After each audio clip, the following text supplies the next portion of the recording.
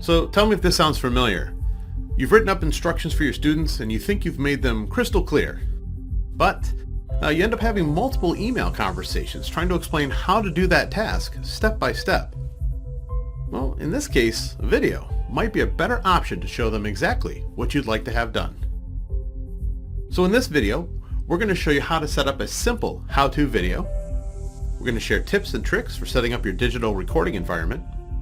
We're definitely going to show you how to draw attention to key parts, how to make your how-to videos easily repeatable, and we're going to build the whole thing in Camtasia. When getting your digital environment ready for recording, there's a couple of factors that go into play. I'm going to talk about 3 of the top ones that I work with every day. What you're looking at right now is my recording desktop. This is what it looks like before I hit the record button.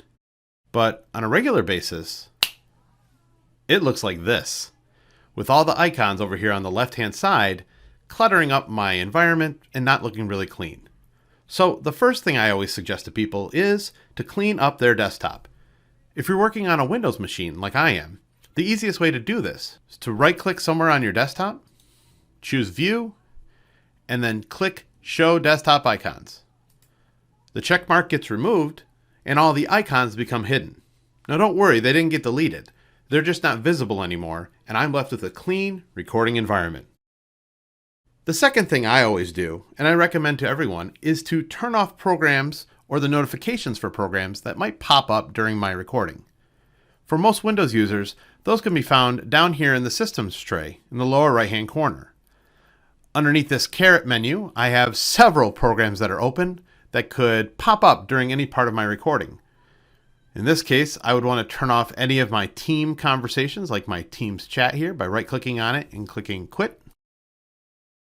I also might turn off Zoom or any other program that might pop up with notifications on my screen.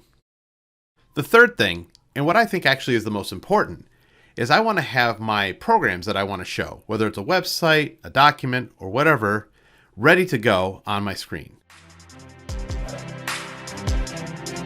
For our example, I have a recording that I already made inside of my LMS, which in this case is Canvas, showing my students how I want them to submit an assignment. The recording's pretty basic. It's about 1 minute long, and it's just a screen recording walking through the process of finding the assignment, finding the submit button, choosing the file they want to submit, and hitting the submit button to upload it. So a basic screen recording does the job, but there's ways you can lean on Camtasia's editing power to draw attention to key parts of the video. Let's start where I locate the assignment button in the left-hand side. Right here, I'm going to use my mouse and go over to click on the assignments button on the left-hand side, but I really want to draw attention to that section. So let's go to our animations tab over on the left and choose the zoom and pan option. While the media is selected, which in this case it's the only media on my timeline, I can use these handles to drag over to the side to focus on where I want the screen to be. And by repositioning it here in the preview window on the left-hand side, I can really draw the attention to exactly where I want on the screen. So when the video plays back, it'll zoom into that side, and I now have drawn attention to exactly the focus point I want. I can add a little bit of clarification by leaning on some other tools in Camtasia, such as the annotations tool, which is found over here in the tool bin. Annotations are anything that you would mark up your video with, including text, callouts, shapes, those sorts of things. In this case, I may just want to have an arrow pop up on the screen. So I'm going to drag this callout arrow onto the screen. This style particularly allows you to have different colors and text. In this case, I'm just going to reorganize it so that it's pointing exactly at the assignment area that I want directed to. I'm going to double click and remove the text because I don't need any text on it. And then I can resize the arrow to my desire. We're going to shorten it up here just a little bit. And when you add a annotation or a call out onto your timeline or onto your video, it shows up as its own piece of media, which means it can be affected like any other piece of media. So instead of just having it pop up on the screen like this, where it just pops up like that, I could add a little bit of polish to it by going up to my transitions tool and adding a transition to it. In this case, we'll do something pretty basic. We'll add a fade by clicking and dragging the fade down onto the content. So now the arrow fades in and then fades out once it's done. And I can shorten that up down here on the timeline and make any adjustments I want. So by leaning on a couple of tools here inside of Camtasia, such as zooming, panning, annotations, and whatnot, you have the ability to draw attention to where you want on the screen at any given time.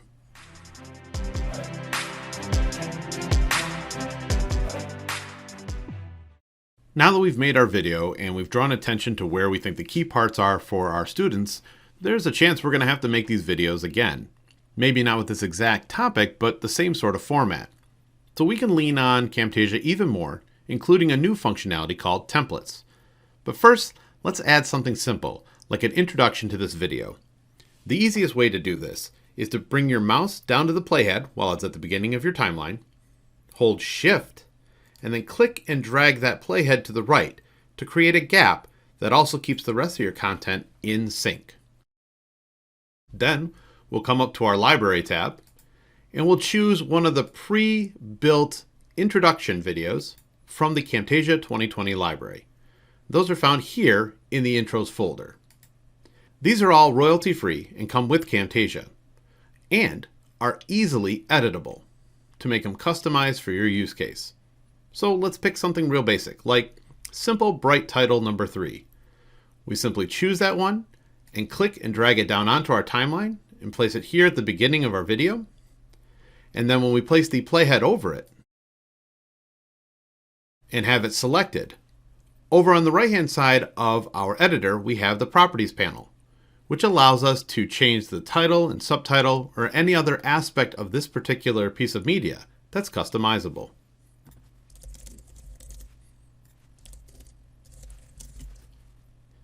Once I have my intro the exact way I want it, I can double-click on the media that I moved down here on the timeline, hold the Shift key one more time,